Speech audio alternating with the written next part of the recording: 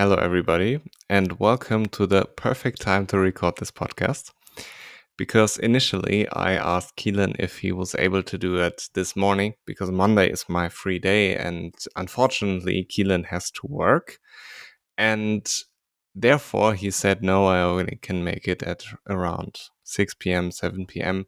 And now we're sitting here just minutes after the announcement that Jorge Martin is joining Aprilia, which means Marc Marquez is joining Ducati, as reported by Autosport.com, which is weird that it's Autosport.com who reported it first. But okay. So let's start with this. And hello, Keelan. Hello from Barcelona. How are you doing in Barcelona and how is life there? Well, I'm still alive, Leo. We're 3 weeks in. I haven't tried to do anything bad yet, so we're still here. We're still rocking. We're making it work, and yeah, it's great to be back. I know I technically was back with Liam when Liam Hodgins very kindly joined us, but we had a couple of issues. No matter, no problem at all. We're back. We're making it work, and boy, oh boy, ladies and gentlemen, did we pick the right time to record this episode. Funny story regarding the Liam episode. Just for everybody to explain it, Keelan joined us an hour or something like this into the podcast. hmm And for some reason, we could hear him and you could hear us, but it didn't record his part. I don't know what the problem was. So afterwards, I had to edit everything out where your name was mentioned, where you were talking, because it was just dead silence. And therefore, I made it look like you didn't even appear on the podcast. So this should be breaking news for everybody who listened and listened to the Liam episode. So yes, that you haven't been talking so much. So it wasn't that much of a pain in the ass to edit it out. You're not the first But person to ever say that. but great to have you back now in a two-man podcast. So yes, let's talk about all the off-season stuff and contracts because, quite frankly, the race was super boring. We had like two or three interesting incidents that happened. So I would like to ask you, first of all, with Marc to Ducati and Martin to Aprilia, do you agree with Ducati's decision to promote Marc, or do you disagree and you would have promoted Jorge? Well, first of all, let me say that Gigi Dall'Igna, Claudio Domenicali, or whoever made this decision has got balls of adamantium because that was a huge decision they just made. And to be honest, I think they made the wrong one. I don't think they should have promoted Marc Marquez to the factory Ducati. And there's two reasons why I disagree with this decision. First, I think Jorge Martin is one of the fastest riders on the grid. He knows the Ducati. He's been in the Ducati setup for a few years now, and he's more than earned the right to have a crack at the factory seat. I just think what Ducati have done is a huge disservice to Jorge Martin. And I completely understand Jorge Martin's frustration and his disappointment because Jorge Martin's approaching this thinking, what more do I have to do to get a chance at the factory Ducati seat? And the truth is, there is nothing more he could have done. You know, Jorge Martin has proven himself time and time again. He was in a title battle last year that on a satellite bike he probably had no business being involved in anyway. And at the end of the day, he was the only one who made that title battle competitive last year. He's the only one who made it a battle. And truthfully, there's really, within the realm of realism, there's nothing more he could have done to prove his worth to Ducati. So I completely understand him leaving and going to Aprilia, which we'll get on to in a minute. The second reason I disagree with it is I just don't think Marc Marquez is the right move. Yes, he's been insane. He's been very, very fast, and he deserves all the plaudits and all the credit in the world. But there's a shelf life to Marc Marquez. At best, you're probably going to get 2 or 3 more good years out of him. So I think the decision is very short sighted on the part of Ducati. And I also think that what they've done is by allowing Marc Marquez into the factory alongside Pecco Bagnaia, they've almost let the fox into the hen house. If you understand that expression, you'll know what I mean. But I think that with Marc Marquez, the problem you're going to have is this is a man who's not going to give Pecco Bagnaia an inch. He's not going to protect Pecco. He's not going to look after Pecco's interests. Mark is now, we assume he is in the factory, and Mark is there to win the championship for Mark. He does not care about Ducati. He doesn't care about Pecco. He's not going to be willing to share data, and he's not going to be willing to improve the team. I think what we are going to get, and from an entertainment point of view, it's going to be brilliant. But what we are going to get is Valentino Rossi and Jorge Lorenzo at Yamaha. That's what this is going to be, just in an updated version. So I'm really, really curious to hear your insights, Leo. But to answer your question, for me, wrong decision made. You have to look at it from two perspectives. You The do? first perspective, the sporting perspective. And I think even though Mark is an exceptional rider, I mean, he has been very, very good on the Ducati. Not as good as Jorge Martin, not as good as Pecco Bagnaia, but better than Enea Bastianini. And the fact that he makes it on a GP23 and not on a GP24 makes it more impressive when you consider where all the other Ducati GP23s are at the moment. So I think that sporting wise, Jorge Martin would be the better decision. But marketing wise, Oh, there is nobody who can beat Marc Marquez in this sport no at the moment. comparison. Yes, they could have get Valentino out of retirement, but impossible. So I think Ducati is looking at it from this way. Worst case scenario, Mark isn't as competitive as they expect him to be for whatever reason, but they get his marketing value, and Pecco is still winning all the time because Pecco is still there. He's still an absolutely incredible rider, as he proved in Mugello. Best case scenario, Mark elevates Ducati to more world championships. So I think Ducati made the right decision in this sense that they have already the rider for the future in Pecco Bagnaia. They already have all the titles, the bike, and now you add Marc Marquez to this. So I'm a little bit concerned about the future there, considering that Mark isn't necessarily the best teammate. When you consider stories like with Danny Pedrosa back then, where Honda was testing new parts and Mark knew Danny likes the new part and therefore said, I don't like the new part, even though it probably would make him faster.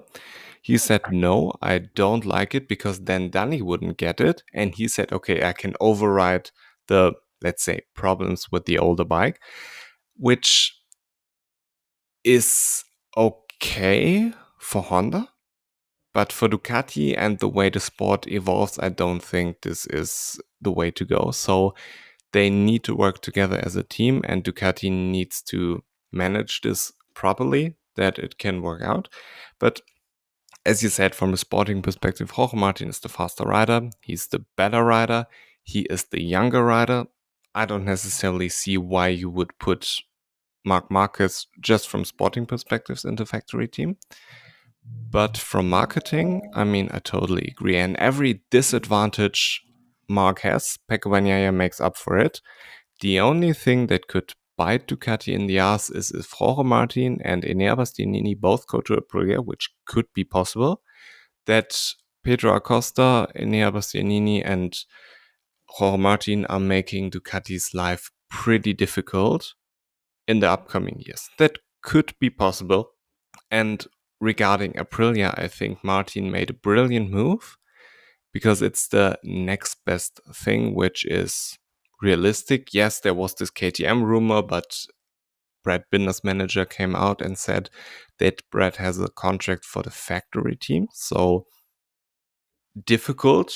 I mean, not that KTM doesn't know how to breach a contract, but or let's say Red Bull when you look at all the F1 stuff, but it would still be not pretty to maneuver Brad Binder out after just signing him for 4 years. And regarding Enea, I don't see him going to KTM as well. So I could see both at Aprilia, and I think Aprilia is in a situation where they have a very good bike, but they don't have the riders to extract the most out of it. I mean, Aleix is a good rider, and if the Aprilia is good, Aleix is good. But if there are some problems with the Aprilia, Aleix doesn't have the skill and doesn't have the talent to override it. Do you have your phone on loud? Oh yeah, sorry about Yeah, please shut the fuck that. Fuck you. up. And Maverick is the same thing. Like, if everything is good, Maverick is good, as we saw in America, for example. But now, as we saw in Mugello, he was just not up for it, and he should have been at least on the podium. He was good on the in the qualifying. He was in a good position on the grid, and didn't manage to start pretty well. Couldn't overtake and stuff. So I think Aprilia would be better off with two new riders, and I definitely think that they could get Ducati into trouble, and also Pedro again. If Pedro gets the 37, like if they sack Augusto, Pedro gets the 37, then the world championship is guaranteed. That's how the history of Pedro Acosta always has been. Wear number 37, get the world championship. Change because of Augusto, don't win the world championship. It's quite easy, quite straightforward with Pedro. So So yeah, Leo, sorry. those are my thoughts. No, I just wanted to say I think you've raised a very interesting question there, and one that I hadn't actually thought of, because I haven't thought of Maverick Vinales in this equation, and you have. So my question to you is: let's play devil's advocate here, and let's assume Jorge Martin and Enea Bastianini are both factory Aprilia. Do we demote Vinales to Trackhouse and then No. bring up Joe Roberts? No, I don't think this would be acceptable for Maverick. I think a realistic possibility for Maverick would either be Gasgas or World Superbike or Honda.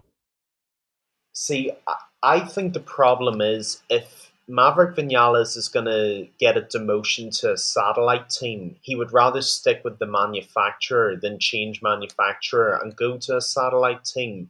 I think if we're doing this and we're playing this the way we think it's going to play out, I could see Vinales remaining on an Aprilia, but on the Trackhouse side, Joe Roberts gets promoted next year. That's your new Trackhouse team, and then maybe Bastianini and Martin on the factory Aprilia.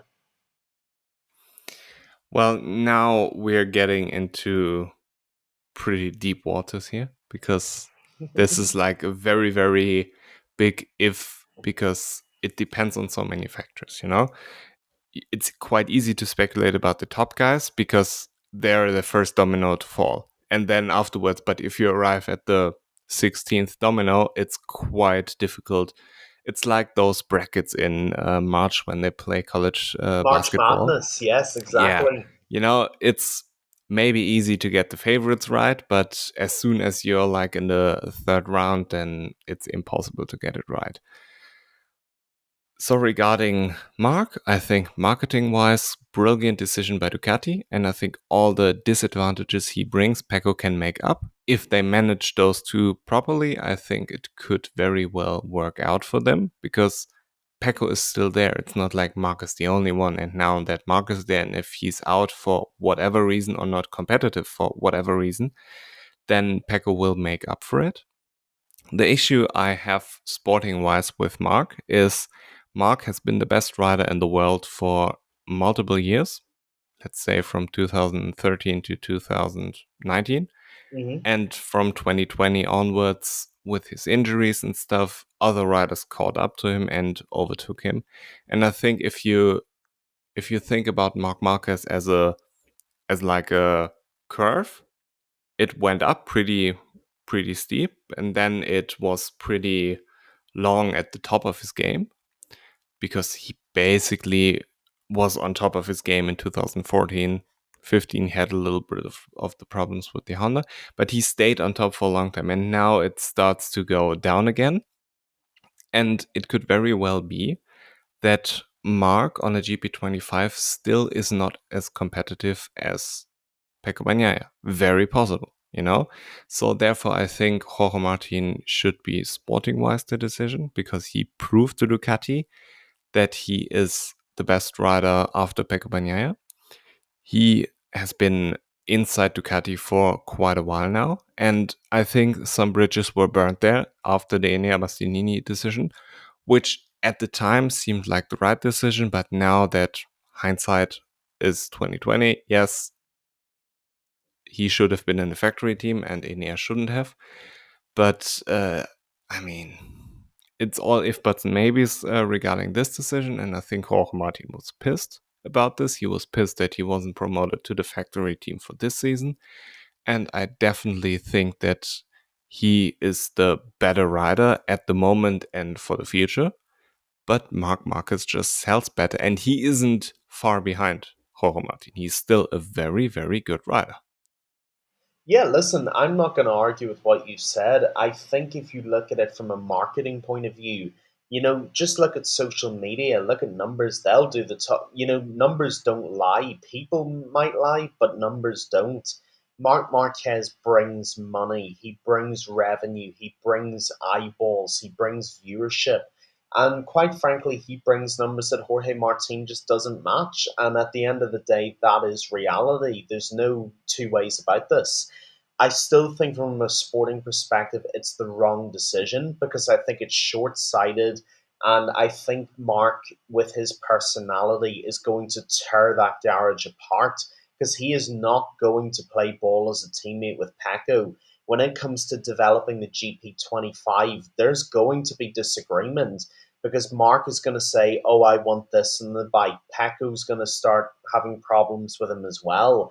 And realistically, I think this is going to cause Ducati in the long run many, many more headaches and problems than any short sighted gain makes up for. So at the end of the day, we disagree on this. That's completely fine. I have my reasons, you have yours.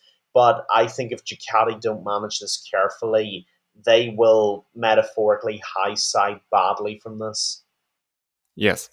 And regarding what Jorge Martin and potentially Enea Bastianini can bring to Aprilia, I would like to bring in Pedro Acosta into the conversation because up until last season, or up until this season, however you want to phrase it, we thought KTM is just not good enough.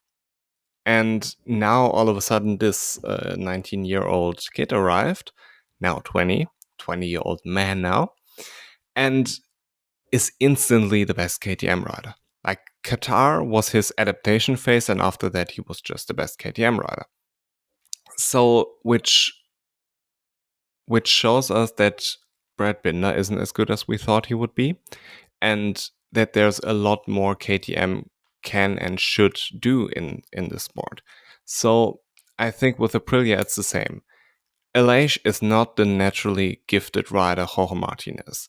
Agreed. And Aleix is not the killer Jorge Martin is. If Jorge Martin sees a gap, he will go for it. And Aleix contemplates and say, okay, maybe I don't do it because I don't want to crash. But Jorge Martin just doesn't give a fuck. He wants to win.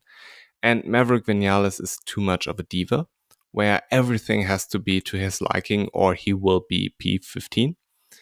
And I think two good riders in Aprilia and maybe somebody in Trackhouse who they can develop from Moto2, like for example Sergio Garcia I would see there and or Joe Roberts, you know.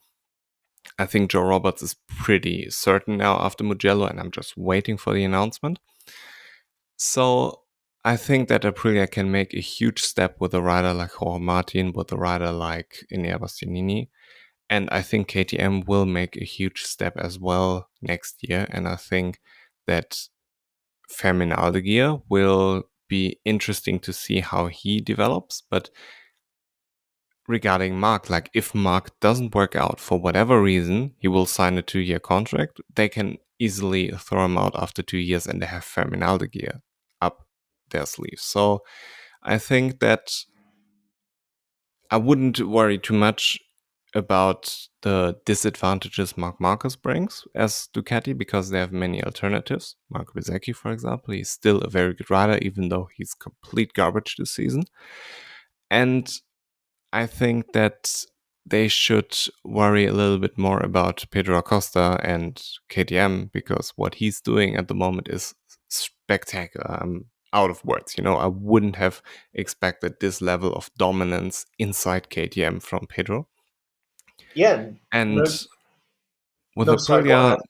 yeah, sorry, last thing I would like to say. And with Aprilia, if they have good riders, then they will be up there too. Yeah, they absolutely will be. And look, Pedro Acosta at KTM is to Brad Binder what Jorge Martin is to Alicia Spargaro. He's the next level, and that's the simplest way you can put it.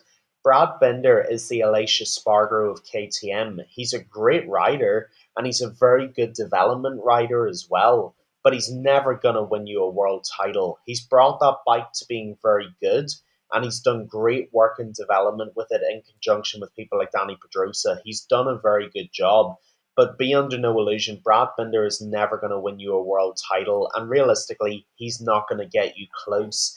Pedro Acosta just might, because he has natural, God given speed and ability. And we've seen that this season. He has come in from Moto2 like a scalded cat, and he's already the fastest KTM on a gas bike.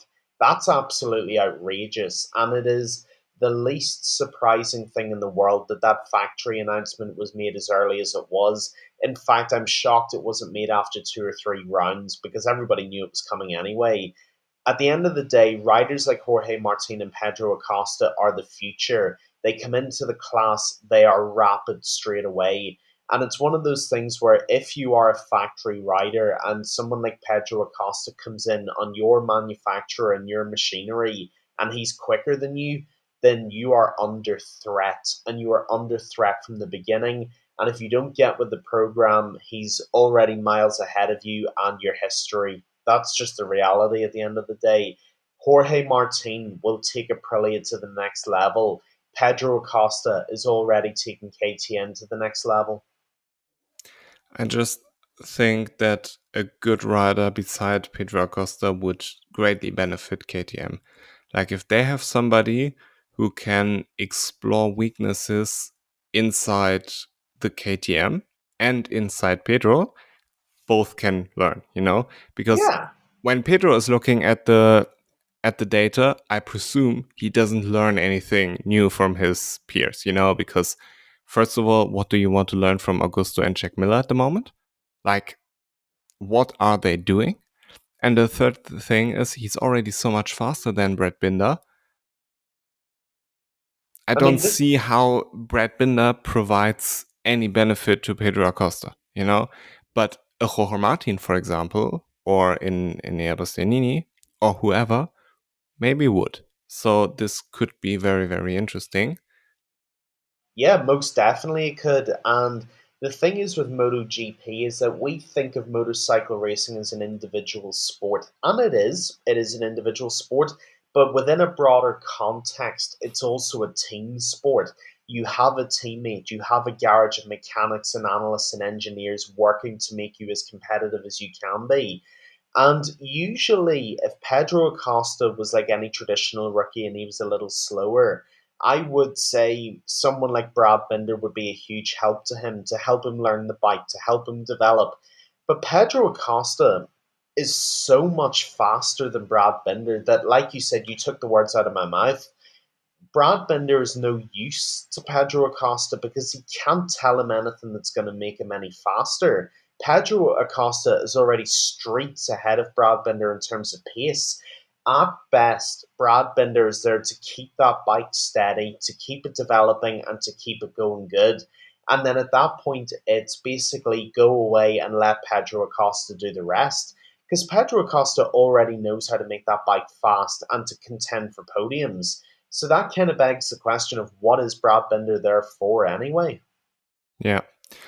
Regarding the race, I think we now covered those moves. No, we didn't. We need to talk about Aleix as a test rider for Oh Honda, yeah, which seems to be the case.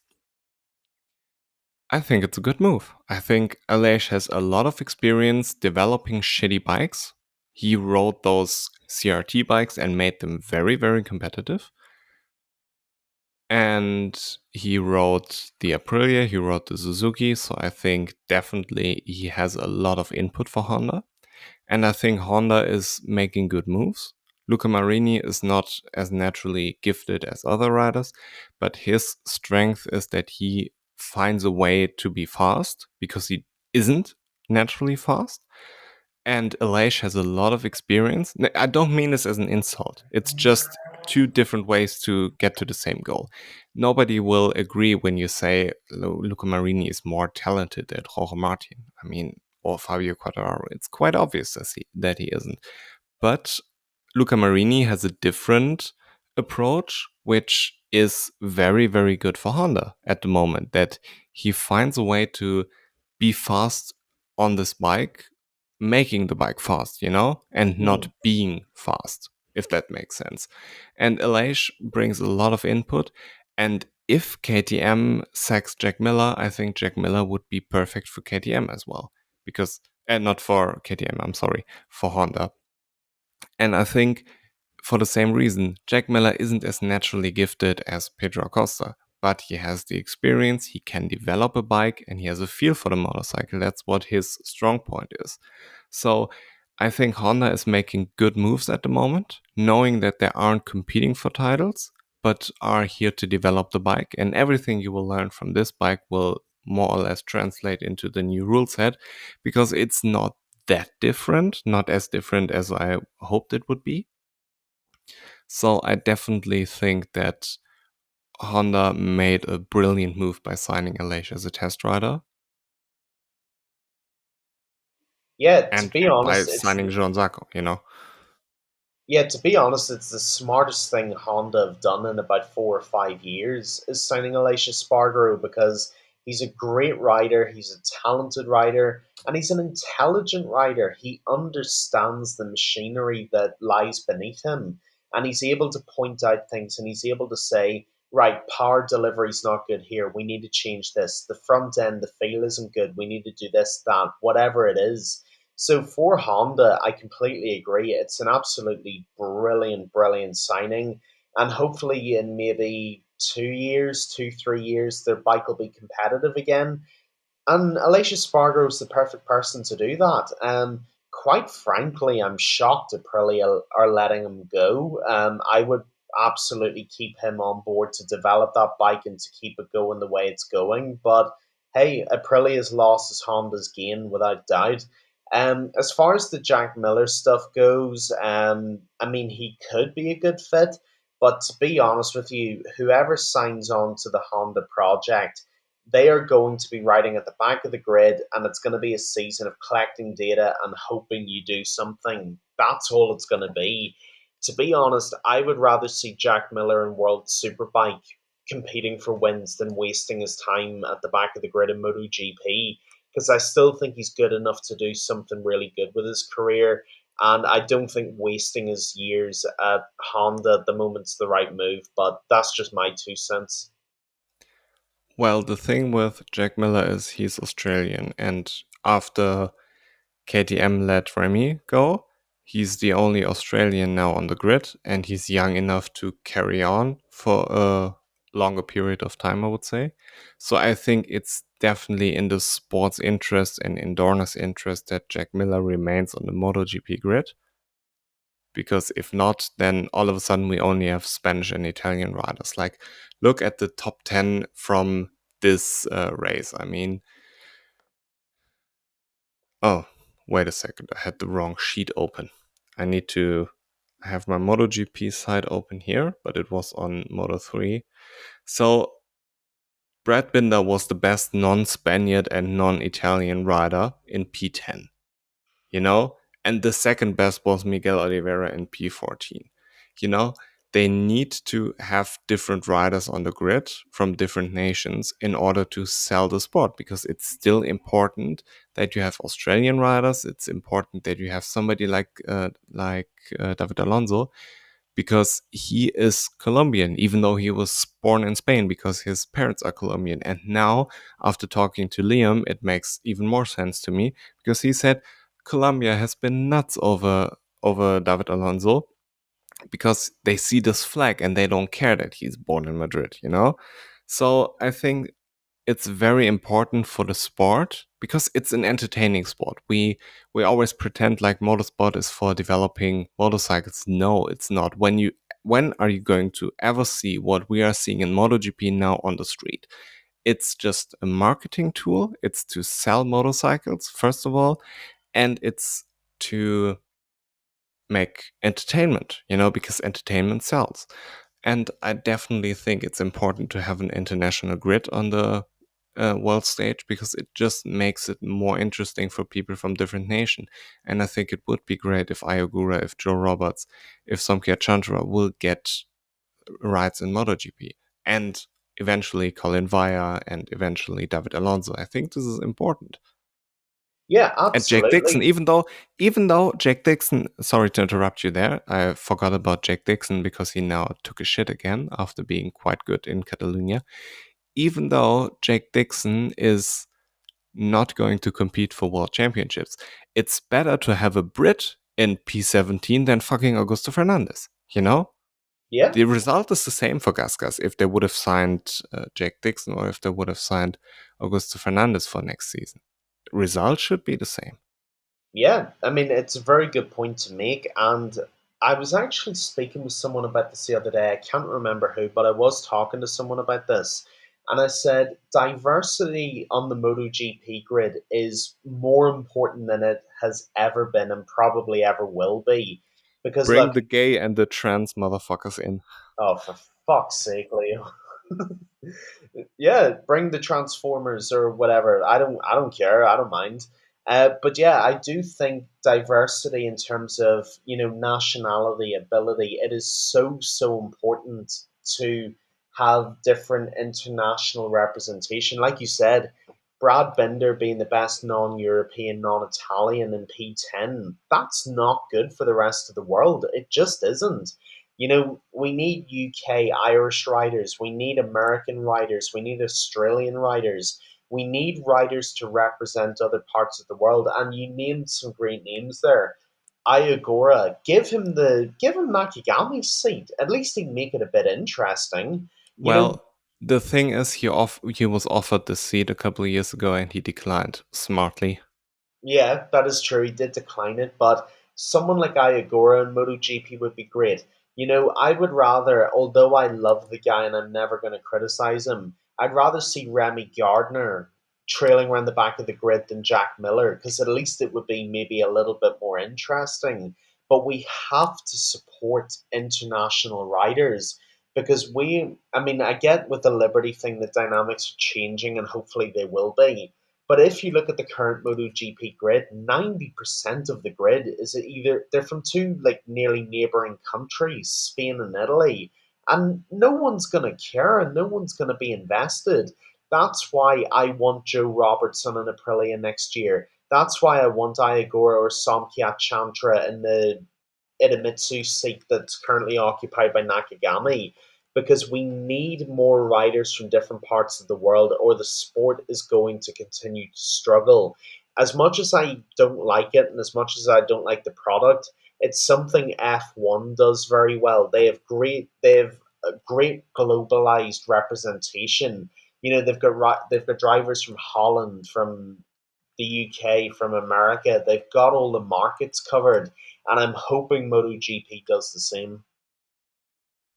And nobody says you should sack Pedro Acosta, Marc Marquez, and Jorge Martin now because they are Spaniards. They are the best riders in the world and they should be on the grid. My point is, it doesn't make a difference if Jack Dixon is in P18 or if Augusto Fernandez is in P18, And I Yeah, think those riders should be substituted with international riders like Logan Sargent. He is not going to be world champion anytime soon, but at least he's American, And we have now the opportunity with all those contracts going to expire after the end of the season that we can have Joe Roberts on a MotoGP bike. I think it was a missed opportunity to put Jake Dixon not on a MotoGP bike after last season, because after last season you could justify it. Now you can't justify it because he's garbage and the WP suspensions are garbage, you know? And now he's too old, presumably, to MotoGP in MotoGP. And it's a little bit sad, but it is what it is. Let's please talk about the race because it was boring as fuck, but we still have to get through it. And I would like to start with Pecco. We make it quick. I mean, he was incredible at the start.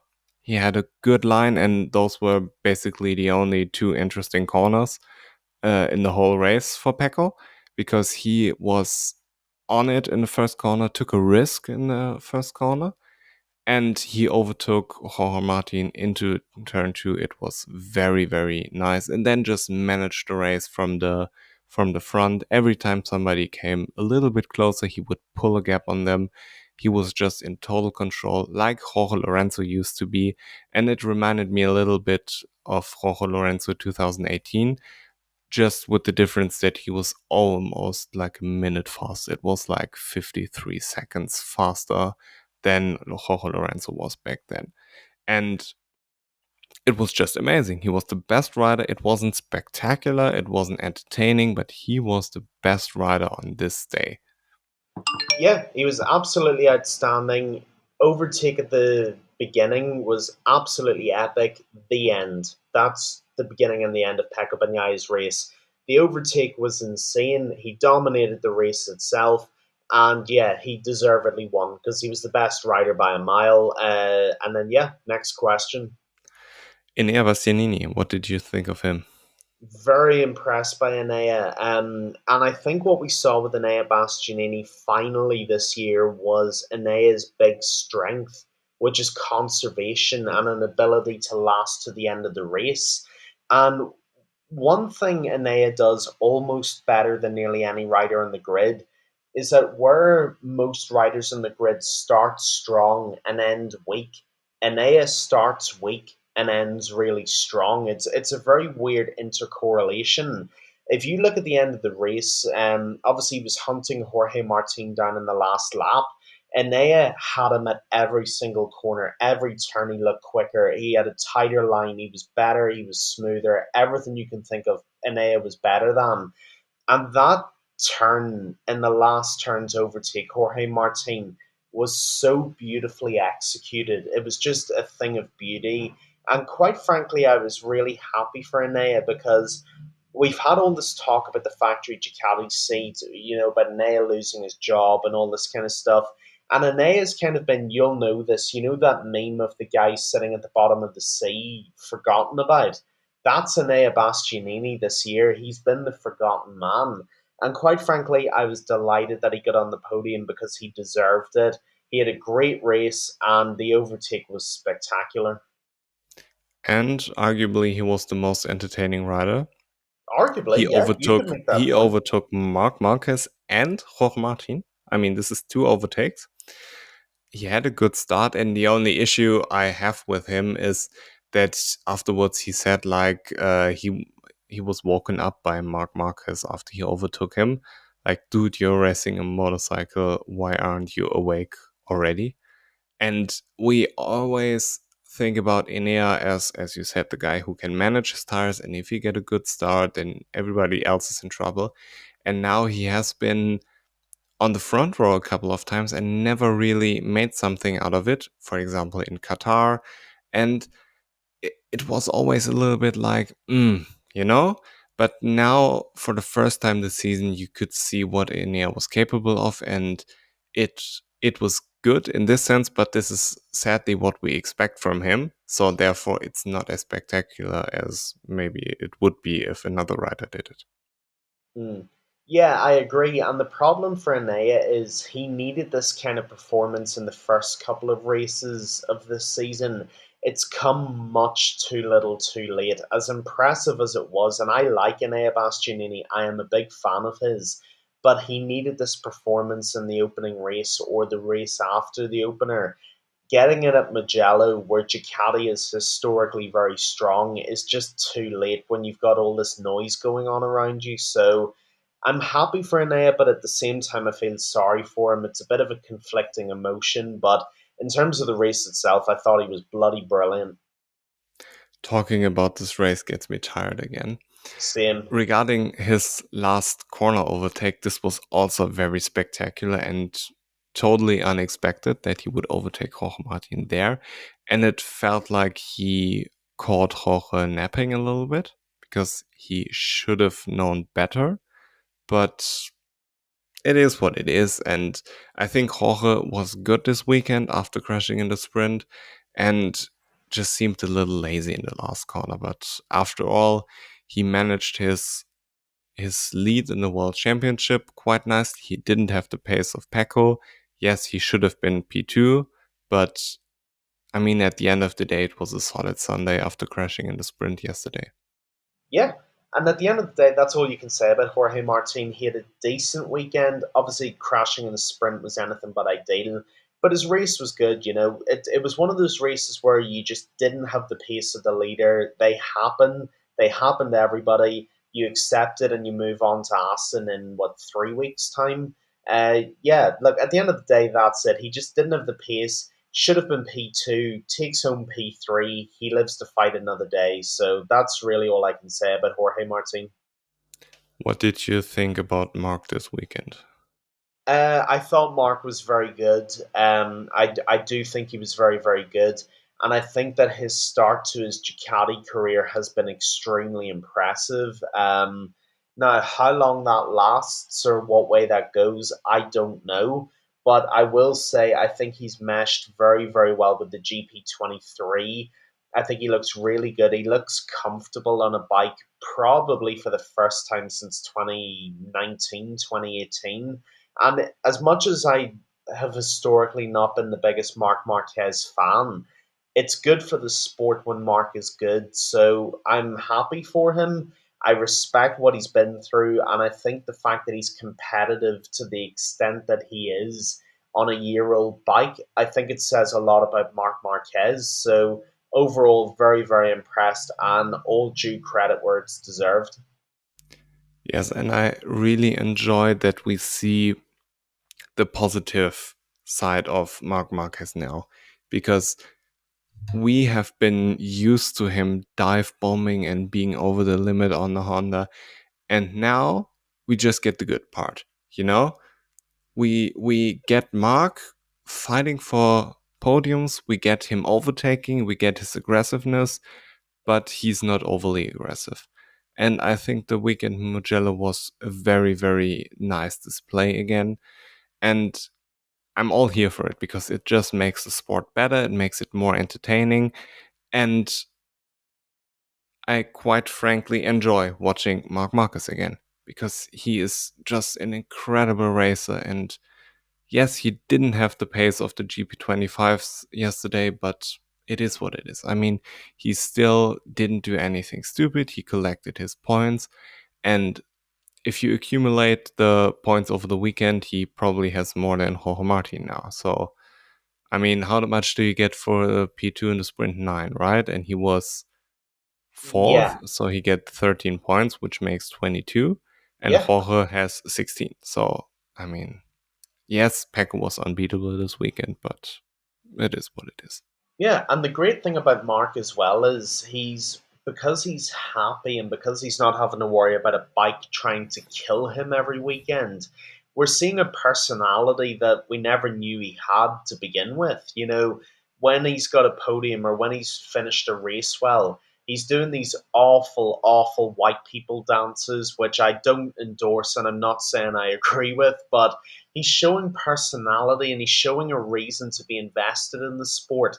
And at the end of the day, like you said, when Mark is good, MotoGP is good. And as a fan above all else, that's kind of the priority. So good for Mark. Happy he's doing well. And let's just say I'm very interested to see what he does in the red of Bologna next year. Yeah, and he is a good businessman as well because Very good businessman. Ducati thought they could sign him to Pramac and sign Jorge Martin to the factory team, and then he came out and said nope. And now they have to, because they don't want to lose him, they have to throw Jorge Martin to Aprilia. Yeah, I thought I actually am glad you brought that up because I thought the gamesmanship and the brinkmanship was very interesting because we all assumed that Jorge would go to the factory and Mark would get the Pramac seat, and for Mark to come out and say, "Nope, not accepting the Pramac. You either give me a factory at Grassini, you give me a factory in the factory team, or I'm going. And I thought that was very. And what I'm kind of the best endorsement I can give of Marc Marquez is this: Ducati kowtow to nobody. They bend to no one when they make demands. And yet they bend to Marc Marquez. And that kind of tells you all you need to know. I thought that was impressive in its own right that Mark could lay his balls on the table metaphorically. Christ, I hope not literally. And he said, give me a factory bike in Grassini, give me a factory spot, or sayonara, I'm away. And Ducati yielded. That's very impressive and that's very telling. See, ya wouldn't want to be ya. Exactly. See, you wouldn't want to be here. And now, like you said, and you've made another good point, they've been forced to throw Jorge Martin out because he tried the same brinksmanship game and it didn't work. Well, I kind of hope Jorge Martin wins the world championship this year. It would be nice. Yeah. It would be a bit big middle finger. But regarding this race, it seemed like Pecco was just. And if Pecco brings this every weekend, nobody can beat him. But it's the same with Maverick Vinales. If Maverick Vinales turns up every weekend like he did in Austin, nobody can beat him as well. So it is what it is. But regarding Pedro, I think he was decent this weekend. I honestly expected more from him because he was always so good in Mugello. But his qualifying seems to be his weakness at the moment. And it's a little bit weird. He's a rookie. It's his seventh race, but we're now expecting from him so much more than we should be. You know, it's his first time on this track. It's the first time on this motorcycle on this track for him, and he has been phenomenal if you compare him with every other KTM. Those other KTMs have been dog shit. I mean, Augusto, it wouldn't have mattered if he finished the race. He probably wouldn't have gotten any points. Jack Miller was somewhere. I don't know. Didn't even bother to look where he was. And I think he was outside the points. And Brad was top 10. Okay, cool. But for a rookie to be this far up of ahead of everybody else, I mean, it was crazy.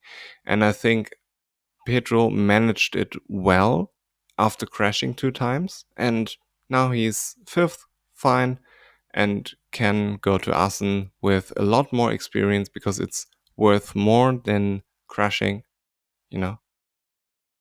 Yeah, it absolutely is. And Pedro Acosta's form tells you two things. We've kind of covered this already, but I'll recap it quickly before we move on. The first thing it tells you is how impressive Pedro Acosta is because he has gone in on a satellite KTM, no less. And he's, Well, he has all the factory support, so well, it's not necessarily a satellite team. Well, he's gone in on a gas KTM and he's wiped his ass with both of the factory KTMs. So that tells you how goddamn good Pedro Acosta is, number one. Number two, and again, we've said this already, every other KTM rider should be really embarrassed, quite frankly, because they've had a year and a half, some of them more, on Pedro Acosta. Augusto Fernandez has had a while on Pedro Acosta. Jack Miller has had a year on Pedro Acosta. Brad Binder's had 2 or 3 years on Pedro Acosta. And he's come in and he's absolutely decimating all of them. In fact, you could put all of the KTMs combined and they wouldn't be as fast as Pedro Acosta. And that tells you how outrageously talented this 20-year-old kid man is. And yeah, I'm extraordinarily impressed, and it shows you that he is the future of the sport.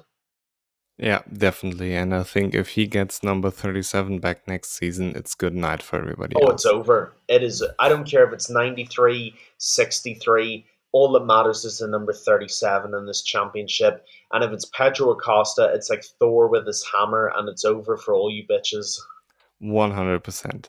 And I think this weekend it was also over for Maverick Vinales because Maverick Vinales went from bad math to bad math because he has a good starting position again. But like, what is he doing? He had the medium rear. Okay, cool. You need a good start and maybe you can make something happen towards the end.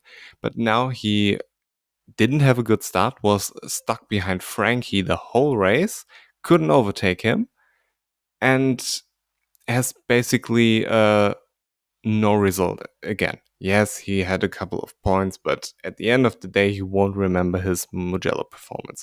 What you remember is Maverick Vinales is always finding a way to fuck it up. And I don't know how he did it in Austin, where he was able to overtake, but I have no idea. He had the better rear tire. He should have theoretically been able to overtake somebody at the end of the race and be faster. And he just had to have a good start, slot around, let's say, P3, and cruise around there and wait until his rear tire has the advantages. Theoretically, should be easy. And for whatever reason, he continues to fuck it up week after week after week, and then has one or two good race weekends where you think, okay, I will sign him for next year because he is actually good. And then he disappoints again. And I don't know what's the thing with him, but it's quite disappointing. So it is what it is with Maverick. It's the same old story. It's like talking about Honda every weekend that they are shit. Yeah, it is. And look, the curious case of Maverick Vinales continues. One weekend he's the best rider on planet Earth. The next weekend he can't overtake Franco Morbidelli. That is Maverick Vinales summed up in a nutshell. And it's hard to really elaborate on it. Yeah. And to be honest, it's even though he's a very very talented MotoGP rider, it's why he'll never be champion because one weekend he'll win the sprint in the main race and the next he'll be 15th. And that kind of inconsistency will never reward you. So it's a shame because I like Maverick Vinales. I've always been a fan of Maverick Vinales and I've always defended him as well. But he's just so inconsistent. It's unbelievable. I was a little bit disappointed from Yamaha because they had a good test in Mugello where they said, okay, the new aero package gives us uh, a quarter of a second. That's what it was. And nothing. I mean, Fabio was out of the points and Rins wasn't convincing as well. So I expected more because after Catalonia, where they had a okay race, if you would have given them, let's say, those quarter of a second each lap, because they said in Catalonia it's not much of an advantage, but in Mugello it is, Fabio would be top 10. And I expected a lot more from Yamaha. But I mean, I hope they're on the right track. Regarding Honda, they're shit as always. I mean, with Jean Mir, it's a little bit the same with Augusto, and it's a little bit the same with with Maverick. Hmm. You wouldn't be sad if they aren't on the grid next year because they're just disappointing and they're not spectacular either. You have those good riders on the grid where you enjoy watching, and then even John Mir, when he was competitive, he was not exciting. So I don't know what's going on there, but is there anything left? I mean, Frankie had a good weekend, cool, as we expected from him on the GP25. But is there anything we left out regarding the MotoGP race? I mean, not really. No. Honda has made Joan Mir want to retire, so that's interesting. And they're garbage as always. Yamaha have developed aero, but now Fabio's complaining it's too heavy and it's too tough to turn the bike. So sick, good job. And yeah, it's just Japan just continues to struggle. Really, they just cannot get with the program at all. I mean, I think I'm not even going to talk about Honda because I think they're forsaken and they can't really be saved at this point. But the It's a problem waste with of time. it is kind of a waste of time. I mean, maybe Elish turns them around. I hope he does. But with Yamaha, it's such a weird situation because they, like you just said, they claim that they've got a quarter of a second a lap now because of new aero, and then Fabio's claiming the bike's too heavy because of the new aero. So somebody's lying here, or at the very least, somebody's incompetent and can't tell the truth Either Yamaha's engineers are getting this wrong, or Fabio just can't make it work either way. So I don't know what's going on with Yamaha, but like I said, like you said, I can only hope they're on the right track and they're getting it together. But it doesn't sound like it. I mean, it's so boring even talking about this race. So I want to go take a nap. So Same. let's talk about Moto2 because this was Yes. fucking amazing. I mean, it was the best race of the weekend. Make every And Moto2 race 12 laps. yeah, I mean, Joe Roberts would win every race. It's quite easy. You know, he won this weird race in Portimao back then. Now he wins again in Mugello. So it was absolutely spectacular. It was a group of, let's say, 6, 7 riders, something like this, hmm and they were fighting until the last lap. You had crazy overtakes, and let's start with Joe Roberts. He basically did everything right. He had a little bit of a disappointing weekend in Catalonia and lost it a little bit in the World Championship, but now he's absolutely back. He can dream of the title again, I would say. hmm And he can dream of a MotoGP seat again. He was absolutely on top of his game. He loved Mugello. It's the perfect racetrack for him, apparently. And he absolutely deserved to win. He had phenomenal battles, like with Alonso Lopez. Those two were going at it really, really hard. They were dishing it out left and right. But after the race, they shook hands on the bike, so it's nice to see some gamesmanship and some sportsmanship there. And also, he managed his tires pretty well. He was like in P3, P4 sometimes during the race, didn't panic and didn't burn his tires, didn't get overexcited like he did in Catalonia a couple of years ago when he crashed out in the lead.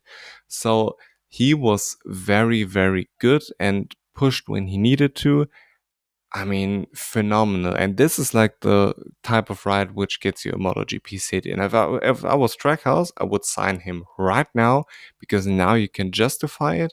Now you can say, look, he's absolutely gangster. He will take American racing to the title and bring Trackhouse to the top in MotoGP. You can sell this all over America, which is super important for Trackhouse.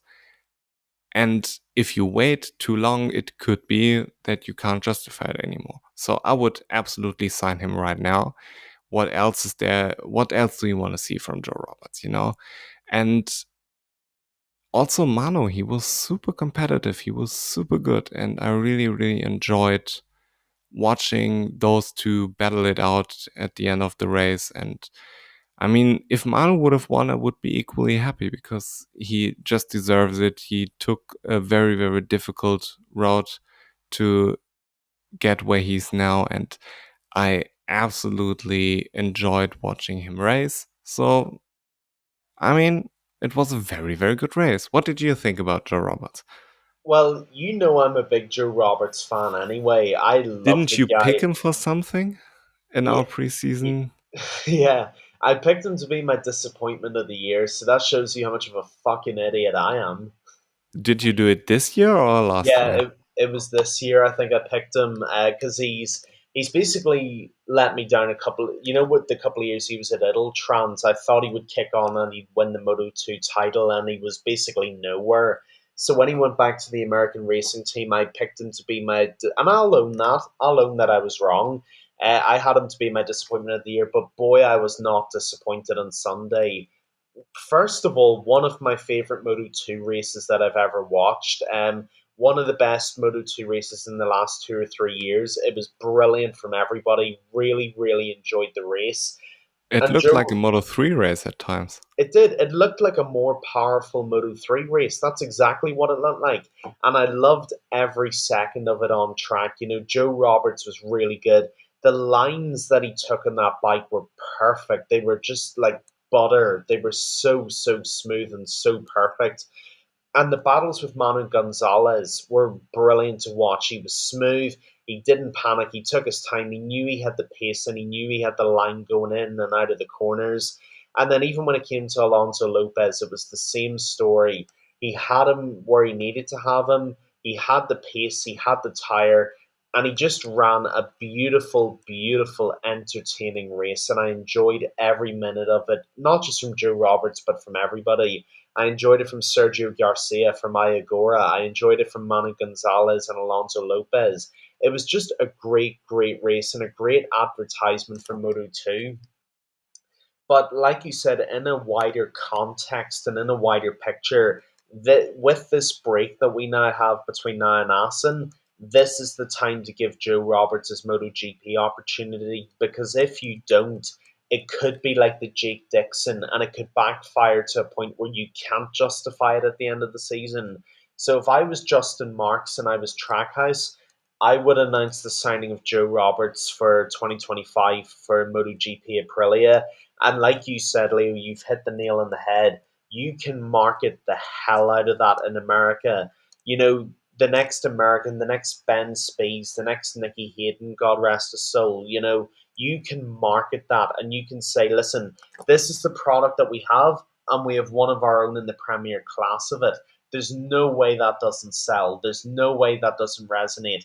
And he deserves it more than anything else. For once, this is not passport politics. Joe Roberts put on a masterclass in a track like Mugello. He deserves his opportunity.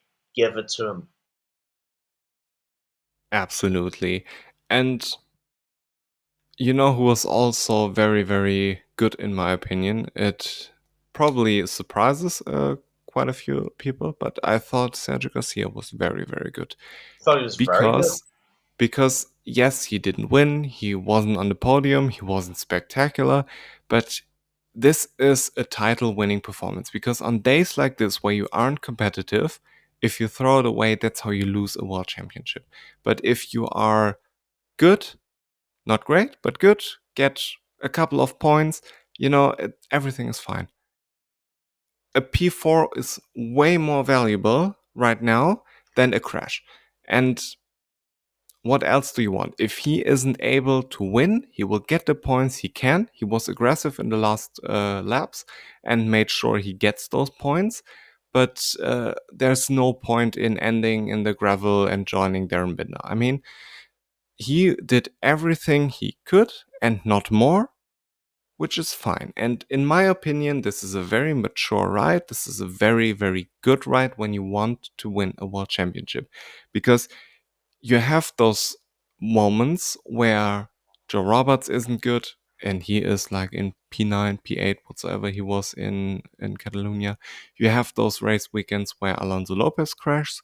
You have those race weekends where Ayagura qualifies in P25 and has a lot of overtaking to do. And you have those race weekends where Fermin Aldeguer crashes in the long lap or gets wiped out by Jeremy Alcoba, But Sergio Garcia makes everything happen. I don't know if he crashed this season already. Would be interesting to know. I will look up. Um, no, he finished every race. I mean, in Portugal he was sixth. Now in Italy he was fourth, and in Spain he was fourth. Everything is fine for him. He is doing a very, very good and mature job. He is, yeah. And at the end of the day, when you are someone like Sergio Garcia, that's all you can ask. You are not going to win every race. That's just a reality. The Unless important you're Pedro Acosta. Unless you're Pedro Acosta, but not everybody can be the GOAT. So unfortunately, this is what it is. But at the end of the day, with a class especially as competitive as Moto Two, the point is you've just got to keep yourself competitive and keep yourself in it. Finishing every race is going to be a huge help. Getting close to podiums every weekend is going to be a huge help. And finishing solidly within the points is really the priority here. And Sergio Garcia is doing that perfectly. So he should certainly not be panicking or worrying. He's doing the right thing. He's riding his race, and yeah, he will keep himself in it till the end, and that's what you want to see. Yeah, absolutely.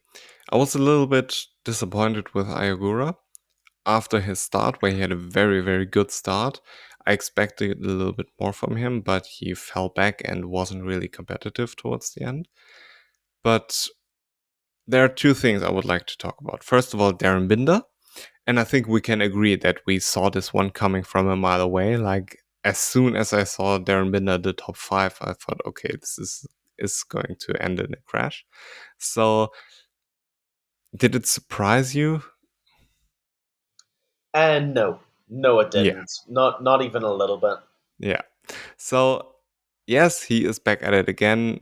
Fortunately, he didn't wipe anybody else out. But with Fermin Aldeguer, do you know why he had the neck pain? Good question. I actually don't. I was watching the broadcast, and to be honest, they didn't have an answer either. So no, I really have no idea. I don't know if maybe he was on his bike and he took a turn aggressively. I don't know if he was lying down and he got a crick in his neck. I truly have no idea. He's a lot younger than me, so he should be fine to sleep without a pillow or something without getting neck pain.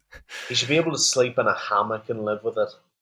Yeah, but that's like the problem with when you qualify badly. Like he didn't participate in qualifying, so P18 is actually a gift. When you consider that back in the day, when you didn't have Q1 and Q2, you would start from dead last. But you're making yourself vulnerable, even though it wasn't his fault because he was injured and stuff. But you make yourself vulnerable to incidents like this with Jeremy Alcoba. He never should have been there in the first place.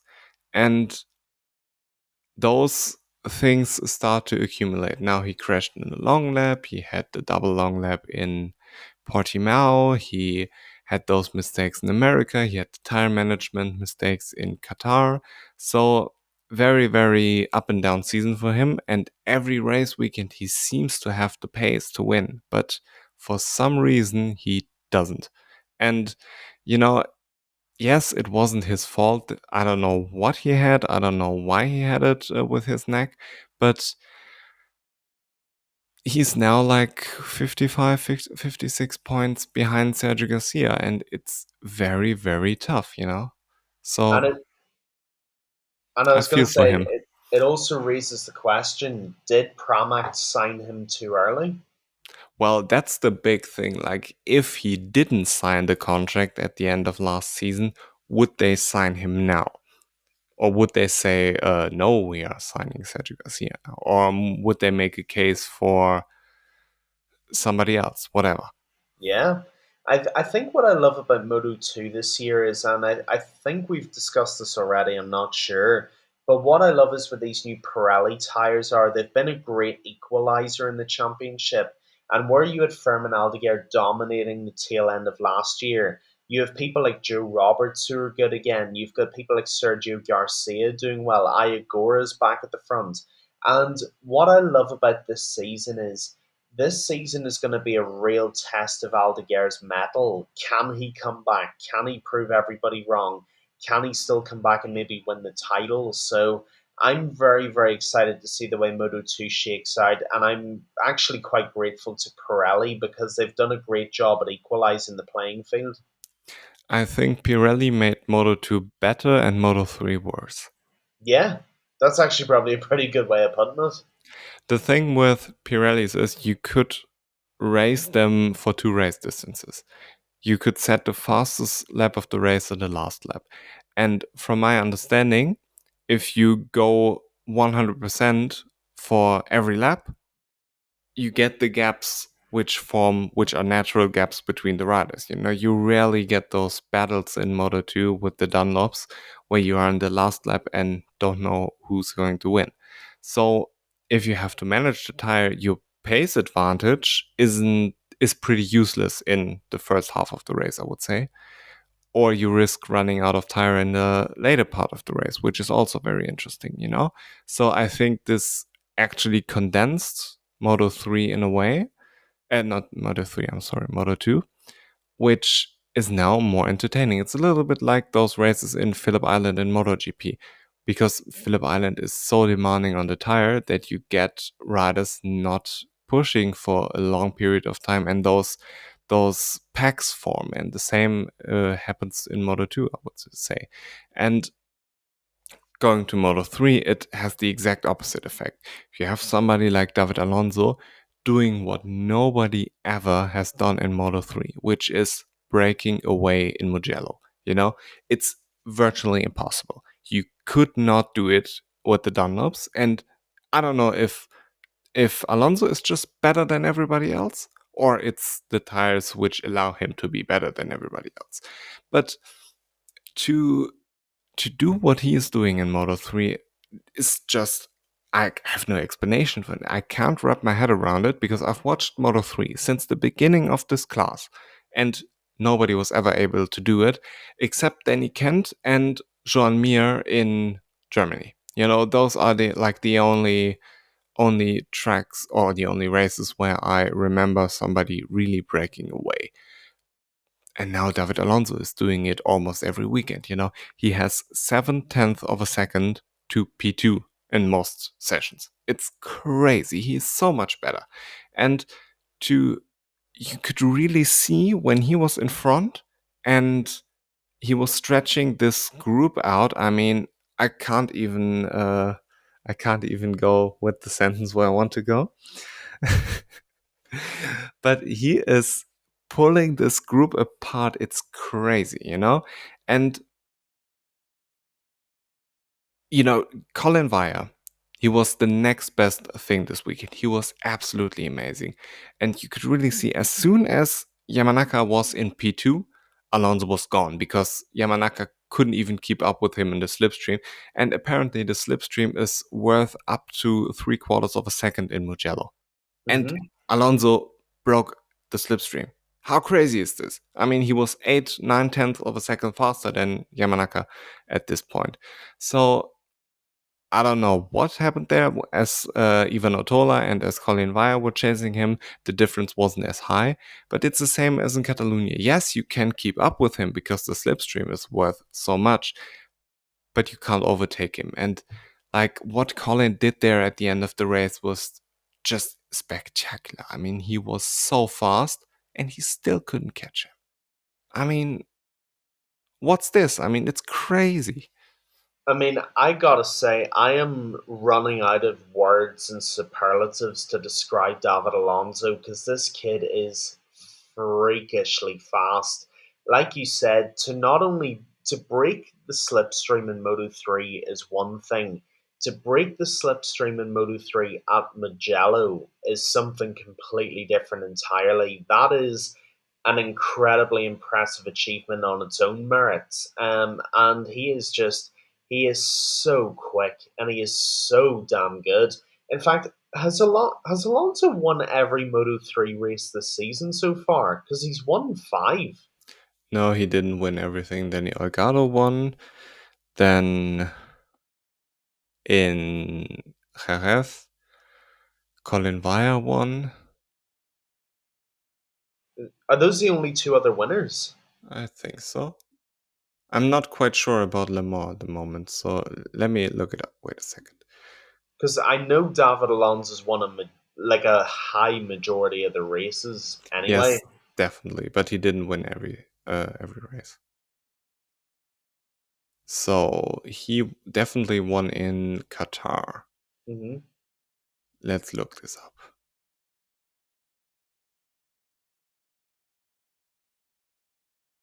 Where's the World Championship standing? For fuck's sake.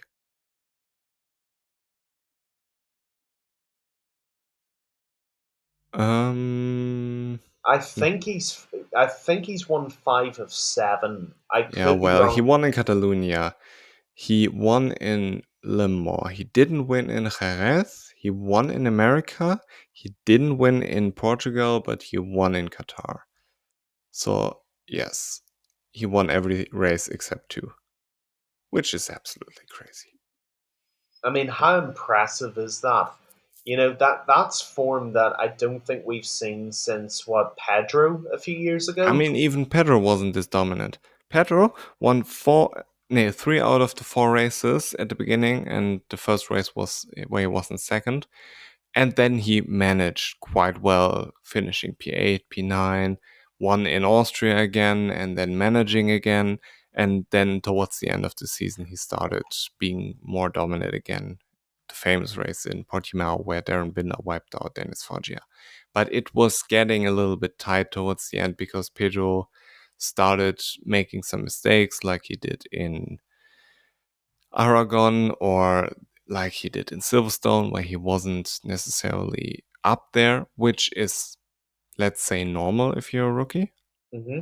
But Pedro's season was epic in a totally different way than David Alonso's season. Yeah, completely agreed. But I think the talent level is comparable, but just in a very different way. But David Alonso is sensationally impressive, and I think if he wins the Moto3 title this year, which in all probability he likely will, it'll be one of the most impressive title wins in any class that I've seen in the last few years. Because he's not just winning, he is comprehensively beating in the tightest class in of all three. And I think that kid is a special talent. And if he carries the Colombian flag with him up the classes, watch MotoGP explode in South America, and that'll be brilliant for us as fans. Oh, God Almighty, Leo! You just had to make an Escobar joke, didn't you? You couldn't let it sit. Yes, I had to. So, regarding Moto3, the last thing I would like to talk to you about is Rueda and Olgado. What did you think about the double long lap? um, hmm. That's a good question. To be honest, I still don't quite know where I stand on it. I've kind of seen the incident a couple of times, and to tell you the truth, I really don't know. I was actually interested to hear your thoughts on it because I'm kind of split. I don't think it should have been a penalty Mm. because it was the first corner and super minor touch. And Yeah, see, I'm not just saying this because you said it, I kind of lean towards no penalty. And even if there was a penalty, I think double long lap is very excessive for the crime that's been committed. So I think even if it was a penalty, I just think a double long lap's way too much for what happened at that turn. So, yeah, to answer your question, if it was a penalty, fine, I wouldn't have had a problem with it. Being a double long lap was way too much, though. the thing is, it's about consistency again. You Yeah. can't penalize Daniel Gardo and not penalize Miguel Oliveira in the sprint. Or not penalize Jorge Martin in the sprint. Yeah. I totally agree that Jorge Martin shouldn't have gotten a penalty because now, if you penalize this behavior, you are making racing less interesting because the result will be that riders don't go for gaps anymore. Hmm.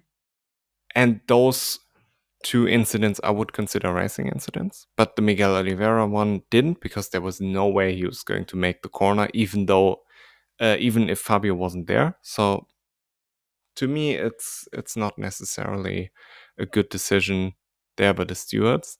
But regarding MotoGP, I like that they don't penalize incidents like Jorge Martin, but I think Miguel Oliveira should have gotten a penalty. Yeah.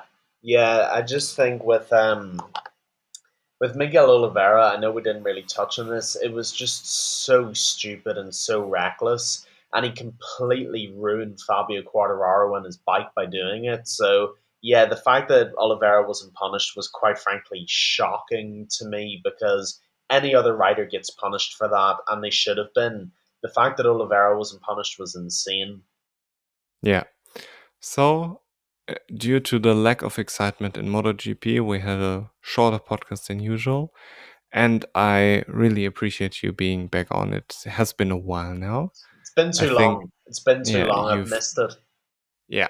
I mean, you had your stuff to do with the move to Barcelona. So if you want, you can enlighten everybody what exactly you're doing at Dorna at the moment, and then we will wrap this bitch up.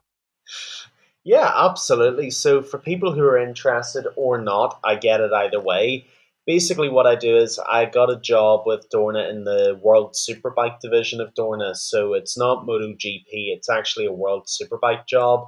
And basically, what I do is they needed, I was joking with Leo about this before we came on, they needed a native English speaker for their content department, so they thought someone from Ireland would do the job. I still don't know why.